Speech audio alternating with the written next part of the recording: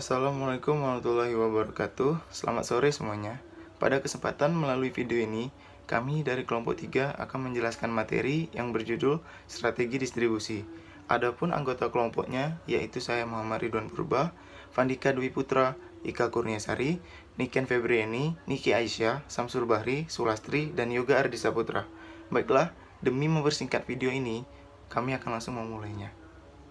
Secara garis besar, pendistribusian mengacu pada berbagai aktivitas pemasaran yang berusaha memperlancar dan mempermudah penyampaian atau penyaluran barang dan jasa dari produsen kepada konsumen, sehingga penggunaannya sesuai dengan yang diperlukan, jenis, jumlah, harga, tempat, dan saat dibutuhkan. Dengan kata lain, proses distribusi merupakan aktivitas pemasaran yang mampu, yang pertama, menciptakan nilai tambah produk melalui fungsi-fungsi pemasaran yang dapat merealisasikan kegunaan atau utilitas, bentuk, waktu, dan kepemilikan.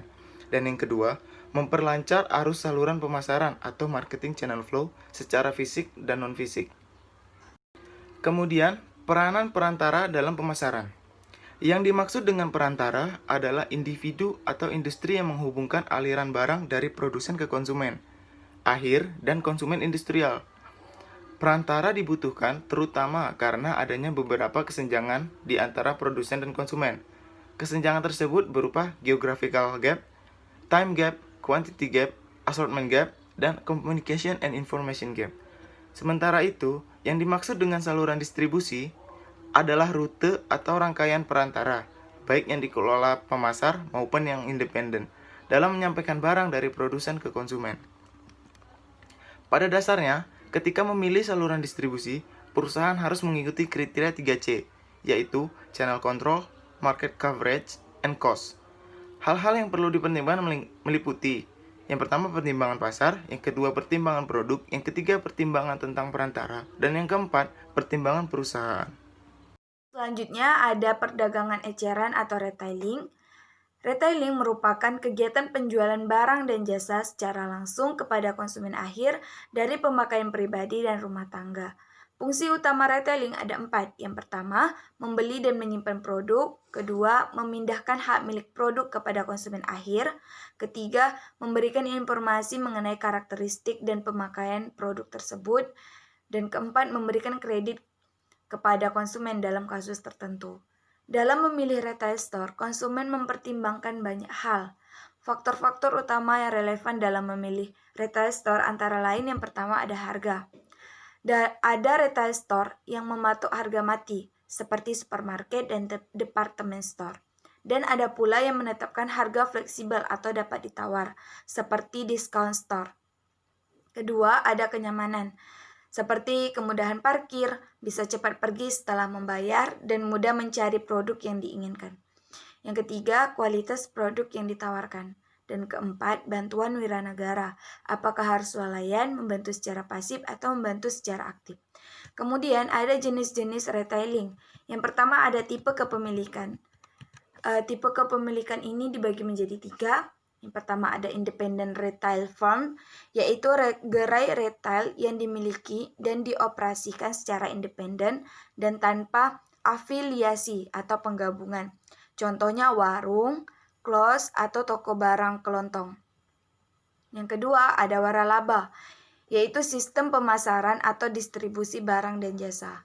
Ketiga, corporate chain, yaitu kelompok yang terdiri dari 2 atau lebih usaha atau bisnis yang saling berkaitan dalam satu manajemen dan dimiliki oleh pemegang saham. Yang kedua, produk atau jasa. Produk atau jasa yang dijual dapat dibagi menjadi 2 jenis, yaitu service retailing dan produk retailing. Dalam service retailing ada 3 jenis, yaitu rented goods service. Para pelanggan menyewa dan menggunakan produk-produk tertentu. Contohnya penyewaan mobil, sepeda motor, video game, carpet cleaner, rumah, dan apartemen. Yang kedua ada owned goods service. Produk-produk yang dimiliki oleh konsumen direparasi, ditingkatkan, atau dikembangkan unjuk kerjanya dan dirawat. Yang ketiga non-goods service. Jasa personal yang bersifat intangible, tidak berbentuk fisik, ditawarkan kepada konsumen. Contohnya pemandu wisata, tukang cukur, ahli kecantikan, tukang pijit, dan lain-lain. Yang kedua ada produk retailing. Dalam produk retailing ada pasar swalayan, toko serba ada, specialist store, katalog showroom, convenience store, superstore. Yang ketiga ada non-store retailing. Non-store retailing menjual produk dan jasa dengan menggunakan metode-metode seperti yang pertama ada telepon dan media retailers untuk menginformasikan dan membujuk konsumen untuk membeli produk-produknya. Telemarketing atau telepon marketing banyak dimanfaatkan untuk memasarkan produk-produk industri. Yang kedua ada vending mesin. Mesin khusus ini banyak dijumpai di bank, pasar swalayan, hotel, kampus, stasiun kereta api, bandara, dan mal. Yang ketiga ada mail order. Dalam metode ini, penjualan dilakukan melalui pemasaran dengan menggunakan katalog-katalog tertentu via pos. Yang keempat, direct selling. Penjualan konsumer produk langsung ke perorangan. Contohnya kosmetik, makanan kesehatan, obat-obatan, dan peralatan memasak. Dan kelima ada elektronik marketing. Media sosial bertumbuh menjadi salah satu wahana pemasaran produk. Dan yang keempat ada strategi penetapan harga. Setiap pengecer menawarkan harga yang sangat bervariasi, mulai dari yang murah hingga yang sangat mahal. Dan yang terakhir, lokasi. Retailer juga dapat dikelompokkan berdasarkan lokasinya, yaitu downtown central, business districts, strip development, dan pusat perbelanjaan atau shopping center. Di sini saya akan membicarakan tentang perdagangan grosir atau wholesaling. Wholesaling adalah segala kegiatan menjual produk dalam kuantitas besar kepada pembeli non-konsumen akhir untuk tujuan dijual kembali, disewakan, diproses lebih lanjut, atau untuk dan bisnis lainnya. Perusahaan yang melakukan kegiatan wholesaling ini disebut wholesaler, distributor, atau jobber. Pedagang tur atau wholesaler masih penting keberadaannya bagi produsen dalam belakangan ini. Alasan-alasan berikutnya adalah: 1. Para produsen kecil yang sumber keuangannya terbatas tidak mampu mengembangkan orang-orang penjualan langsung. Kedua, produsen yang cukup mampu pun lebih suka menggunakan modalnya untuk memperluas produksi daripada melakukan kegiatan penjualan partai besar. Yang ketiga, operasi pedagang grosir lebih efisien karena salah satu operasi mereka luasnya hubungan mereka lah dengan pelanggannya dan keahlian khusus mereka. Pengecer yang menjual banyak lini produk lebih suka membeli bermacam-macam produk melalui pedagang grosir daripada melalui produsennya langsung. Lalu saya akan menjelaskan tentang jenis-jenis pedagang grosir atau wholesaler. Secara garis besar, pedagang grosir dapat dikelompokkan menjadi 3 kategori, yaitu chain wholesaler, broker, dan agen, serta kantor pusat dan kantor cabang produsen. 1. Merchant wholesaler atau merchant wholesaler adalah perusahaan independen yang mempunyai hak kepemilikan barang dagangan yang mereka jual. Mereka membelinya terlebih dahulu dan hampir semua fungsi wholesaling. Mereka ini juga kadangkala disebut distributor, jobber, atau mill supply house. 2. Full service wholesaler, yaitu merchant wholesaler yang memberikan jasa penyimpanan dan armada penjual, menjual secara kredit, mengirimkan barang, dan bantuan manajemen. Yang ketiga yaitu tentang broker dan agent. Broker dan agent adalah perantara yang hanya berfungsi memudahkan transaksi antara penjual dan pembeli, yang karena itu barang yang dijual bukanlah milik mereka. Biasanya mereka melakukan itu untuk menemukan biasanya mereka berafiliasi pada produk dan pelanggan tertentu. 1. Broker yaitu perantara yang fungsi utamanya adalah mempertemukan penjual dan pembeli serta membantu kelancaran proses negosiasi. Untuk pekerjaan ini, broker mendapatkan komisi dari penjual atau pembeli yang terkait akan broker. 2. Agen, yaitu perantara yang mewakili penjual atau pembeli dalam transaksi dan dalam hubungan kerja dengan kliennya, bersifat lebih permanen daripada broker. Lalu yang keempat adalah kantor pusat dan kantor cabang retail produsen. Berbeda dengan merchant wholesaler, broker, dan agen, kantor cabang produsen sepenuhnya dimiliki oleh produsen. Satu kantor pusat dan kantor cabang penjualan. Produsen sering membuka kantor pusat dan cabang penjualan sendiri supaya lebih mengawasi persediaan penjualan dan promosi. Kedua, kantor pembelian. Banyak yang mengecer yang membuka kantor pembelian di pasar utama, khususnya organisasi pembeli. Dan yang terakhir adalah distribusi fisik. Yang pertama adalah distribusi produk. Dibedakan antara saluran untuk memindahkan hak kepemilikan produk, aluran untuk memindahkan produk secara fisik. Yang kedua adalah distribusi fisik.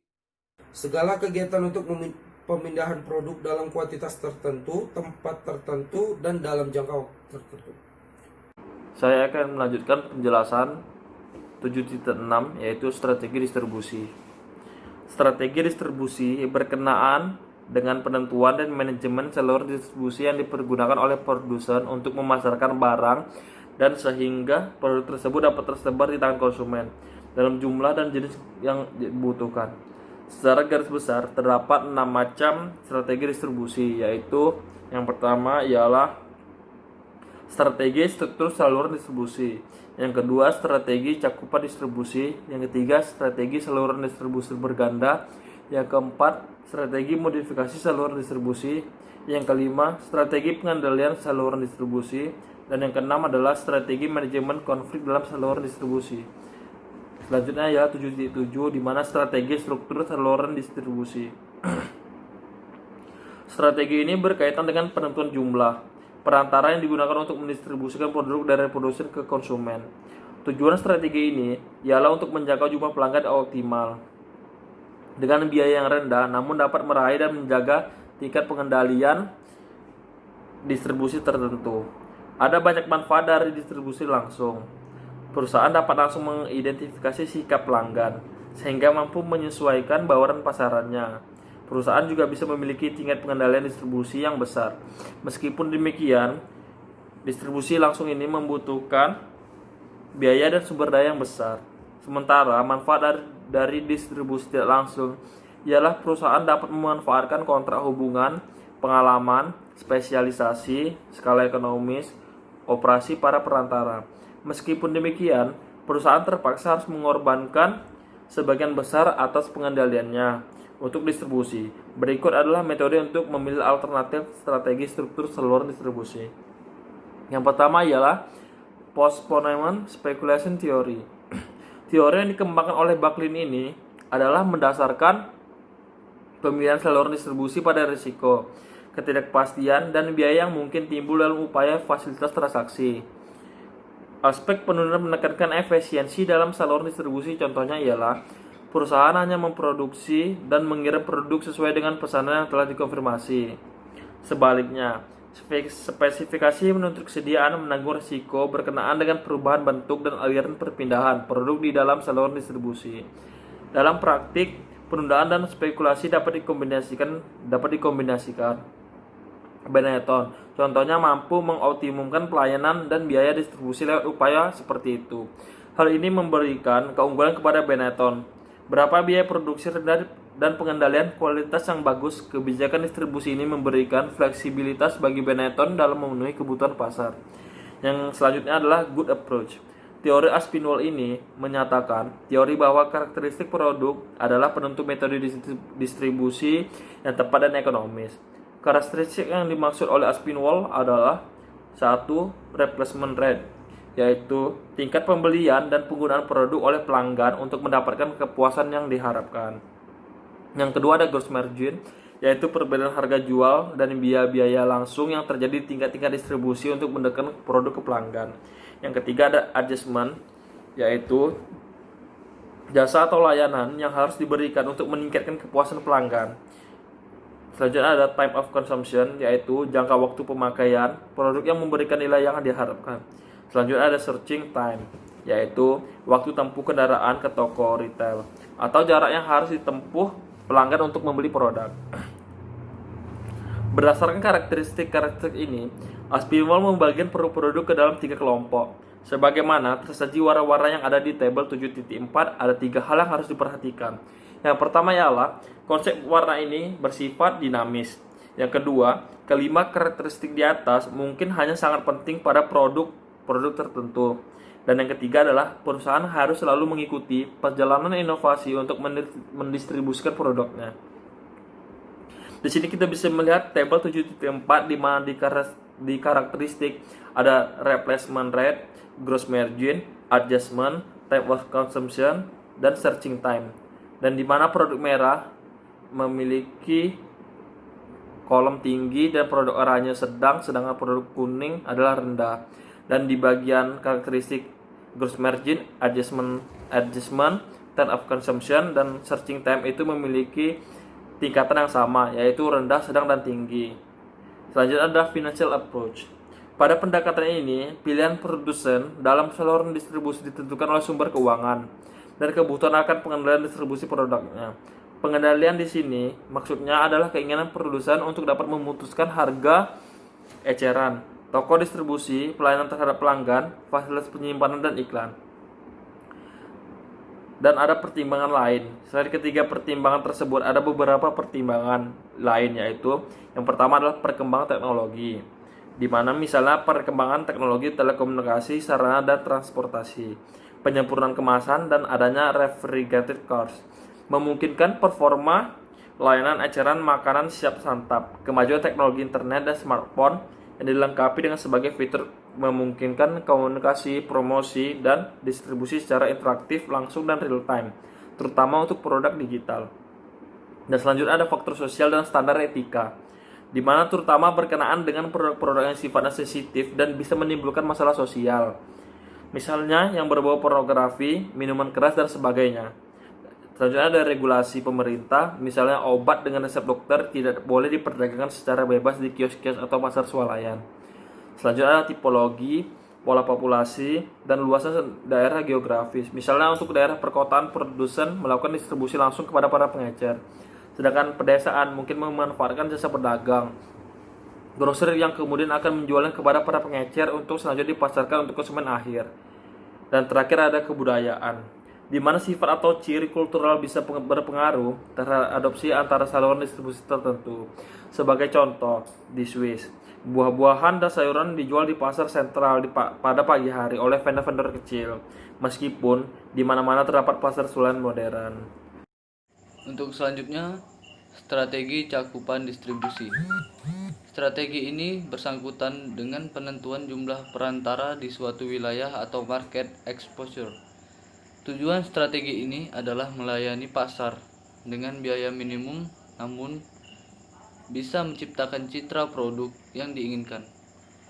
Strategi ini ada 3 macam dan pemilihan masing-masing strategi masyarakatan, pemahaman pasar mengenai kebiasaan belanja berlangganan, tingkat gross margin, dan turnover. Kemampuan retailer dalam memberi pelayanan dan menjual seluruh lini produk perusahaan serta kelas produk.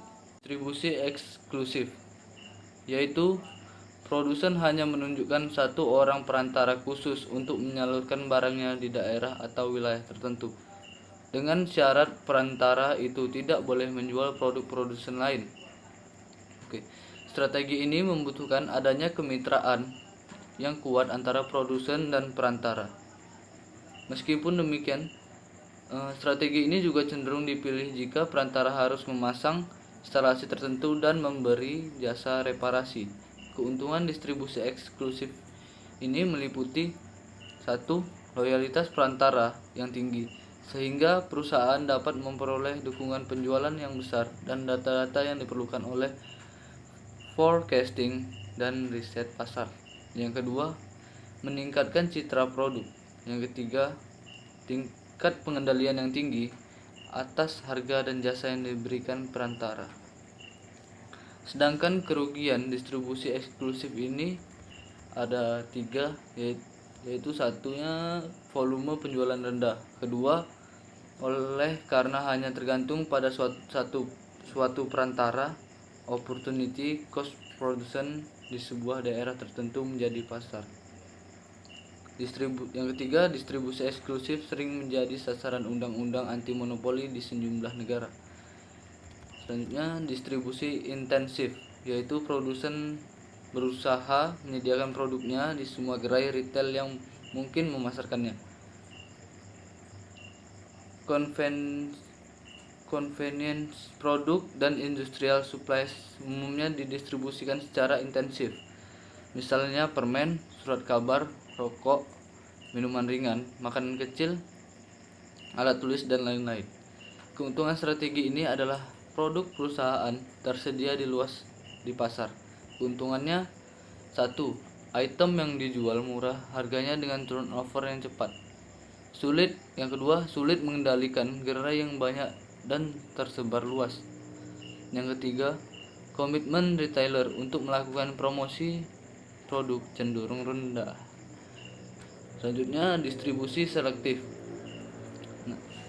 Strategi ini menempatkan produk perusahaan di beberapa gerai retail saja dalam suatu daerah tertentu. Hal tersebut dimungkinkan apabila volume penjualan yang tinggi dapat diperoleh dari beberapa outlet saja. Dalam hal ini, perantara digunakan agar dapat memberikan kontribusi besar terhadap tujuan dan distribusi yang telah ditetapkan oleh produsen. Di samping itu, strategi ini juga memberikan laba yang cukup besar bagi produsen dan perantara itu sendiri.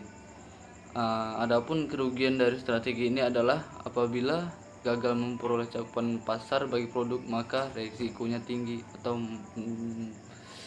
mendapat kerugian yang besar. Selanjutnya ada strategi saluran distribusi berganda. Saluran distribusi yang berbeda mungkin dibutuhkan untuk menjangkau segmen-segmen pelanggan yang berlainan dalam pasar yang luas. Oleh karena itu, sejumlah perusahaan menerapkan strategi saluran distribusi berganda atau multiple channel strategi, yaitu penggunaan lebih dari satu saluran yang berbeda untuk melayani beberapa segmen pelanggan. Tujuannya adalah untuk memperoleh akses yang optimal pada setiap segmen.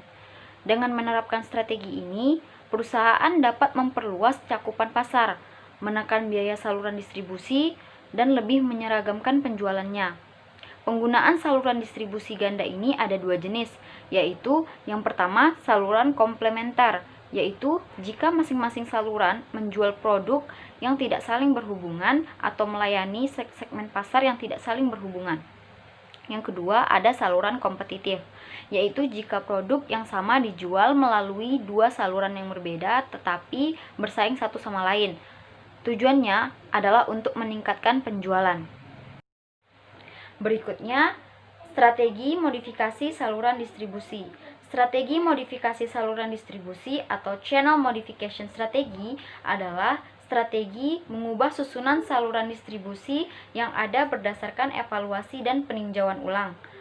Sistem distribusi memang perlu secara terus-menerus ditinjau dan diatur kembali untuk menyesuaikan diri dengan perkembangan keadaan di pasar.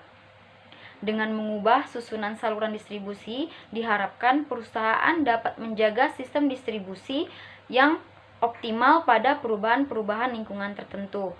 Dalam pasar yang sangat kompetitif dan barrier to entry-nya rendah, struktur saluran yang optimal harus selalu diubah setiap waktu. 1. Evaluasi saluran. Evaluasi pada saluran ini harus menggunakan kriteria-kriteria yang tepat. Kriteria utama yang dapat digunakan meliputi: yang pertama, biaya distribusi; yang kedua, cakupan pasar; yang ketiga, layanan pelanggan; yang keempat, komunikasi dengan pasar dan pengendalian jaringan saluran; dan yang terakhir, kadangkala faktor sekunder seperti dukungan saluran dalam peluncuran produk baru serta kerjasama mereka dalam promosi produk perusahaan juga perlu dipertimbangkan. Yang kedua, modifikasi saluran. Perubahan dapat dilakukan dengan menambah atau mengurangi anggota di dalam saluran. menambah atau mengurangi saluran pasar khusus, atau mendirikan saluran yang baru untuk menjual barang di seluruh pasar. Strategi pengendalian saluran distribusi. Yang dimaksud strategi pengendalian saluran distribusi atau channel control strategi yaitu menguasai semua anggota dalam saluran distribusi agar dapat mengendalikan kegiatan mereka secara terpusat ke arah pencapaian tujuan bersama. Adapun tujuan dari strategi ini yaitu yang pertama, meningkatkan pengendalian, lalu yang kedua, memperbaiki ketidakefisienan. Yang ketiga, mengidentifikasi efektivitas biaya melalui kurva pengalaman. Lalu yang keempat, mencapai skala ekonomis. Jenis strategi pengendalian saluran ini terbagi menjadi dua. Yang pertama yaitu vertical marketing system atau istilahnya vertical marketing network. Adalah jaringan yang dikelola secara terpusat dan profesional yang sejak awal didesain untuk mencapai penghematan dalam operasi dan hasil pemasaran yang maksimal. Ada 3 jenis dalam VMS ini. Yang pertama yaitu corporate VMS, yaitu jaringan yang terbentuk jika para anggota saluran di tingkat distribusi yang berbeda dimiliki dan dioperasikan oleh satu perusahaan. Contohnya yaitu Sears atau Jeans dan WW Grainger atau peralatan listrik. Yang kedua yaitu administrative VMS, yaitu suatu jaringan yang kegiatan pemasarannya terkoordinasi dalam program yang disusun oleh satu atau beberapa perusahaan yang tidak berstatus sebagai pemilik keseluruhan dalam perusahaan. Contohnya Kodak, Gillette, dan General Electric. Yang ketiga yaitu contractual VMS, yaitu suatu jaringan yang terdiri dari anggota saluran independen yang mengintegrasikan program pemasarannya dalam perjanjian untuk mencapai penghematan atau hasil pemasar yang baik. Ada 3 macam dalam contractual VMS. Yang pertama yaitu wholesaler sponsor voluntary chain. Yang kedua, retail sponsor cooperative group. Yang ketiga, franchise organization. Yang kedua, horizontal marketing system atau HMS, yaitu jaringan yang terbentuk apabila beberapa perusahaan perantara yang tidak berkaitan menggabungkan sumber daya dan program pemasarannya guna memanfaatkan peluang pasar yang ada. Dalam hal ini, mereka berada di bawah satu manajemen. Strategi ini disebut juga symbiotic marketing strategi. Strategi manajemen konflik dalam saluran distribusi. Konsep sistem pada distribusi mensyaratkan adanya kerjasama antar saluran. Konflik dapat bersifat horizontal dan vertikal. Konflik juga dapat timbul antara saluran yang satu dengan saluran yang lain, yang menjual produk yang sama dan ke pasar yang sama pula. Konflik horizontal. Konflik ini terjadi antara para perantara yang sejenis. Konflik horizontal bisa berupa konflik antar perantara yang menjual produk sejenis seperti toko komputer versus toko komputer. Yang kedua, konflik antar perantara yang menjual produk berbeda seperti toko komputer versus toko elektronik. Sumber konflik biasanya karena ada perantara yang memperluas lini produk dengan lini baru dan tidak tradisional. Konflik vertikal. Konflik ini terjadi antar anggota saluran distribusi dan terdiri dari konflik antar produsen dan pedagang grosir. Produsen langsung menjual ke pengecer. Ada kedua, konflik antar produsen dan pengecer. Independent retail versus producer own retail store. Sumber konflik umumnya adalah ketidaksamaan tujuan, hak, dan peranan yang tidak jelas, perbedaan persepsi, dan sangat besarnya ketergantungan perantara kepada produsen. Strategi manajemen konflik saluran. Untuk mengelola dan menangani konflik dalam saluran distribusi, perusahaan dapat menerapkan salah satu strategi atau beberapa strategi berikut. Yang satu, bargaining strategi, yaitu salah satu anggota saluran berinisiatif sendiri dalam proses tawar-menawar di mana ia bersedia mengalah dengan harapan pihak lain juga berbuat serupa. Strategi ini hanya dapat dijalankan jika kedua belah pihak bersikap mau memberi dan menerima. Kedua, laba atau manfaat yang diperoleh dan tawar-menawar yang dilakukan cukup menguntungkan masing-masing pihak. Yang kedua, boundary strategi, yaitu menangani konflik dengan diplomasi di mana kedua belah pihak mengirim wakil-wakilnya untuk berunding memecahkan konflik yang terjadi. Yang ketiga, interpretation strategi, pemecahan konflik dengan interaksi informal yang sering dapat melibatkan pihak lain untuk membangun apresiasi terhadap pandangan masing-masing. Dengan salah satu cara adalah bergabung dengan sebuah asosiasi dagang.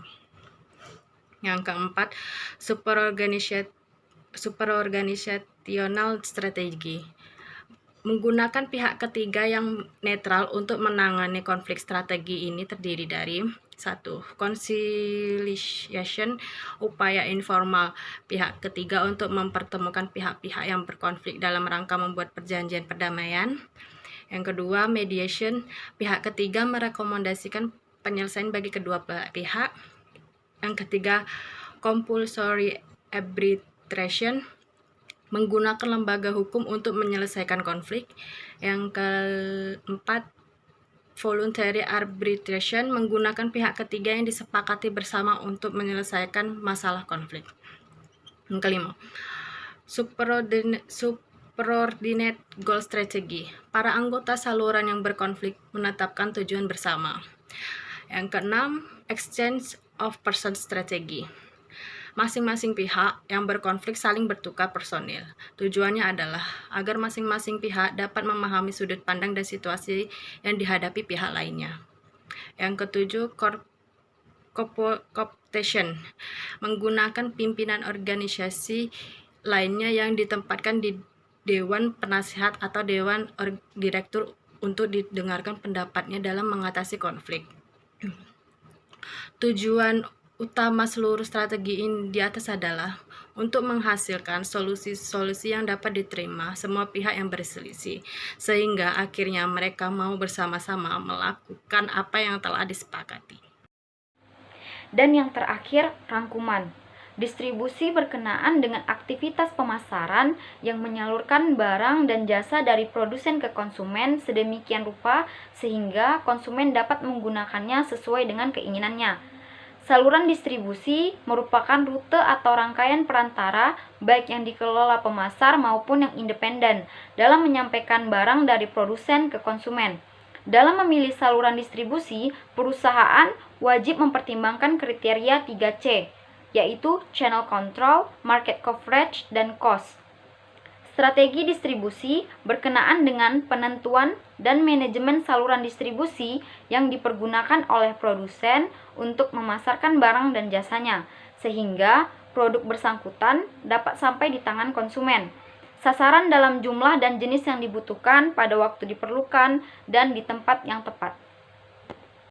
Demikian yang dapat kami sampaikan. Mohon maaf jika banyak kekurangan. Terima kasih karena telah menonton video kami. Semoga video kami dapat bermanfaat untuk kita semua. Akhir kata, wassalamualaikum warahmatullahi wabarakatuh.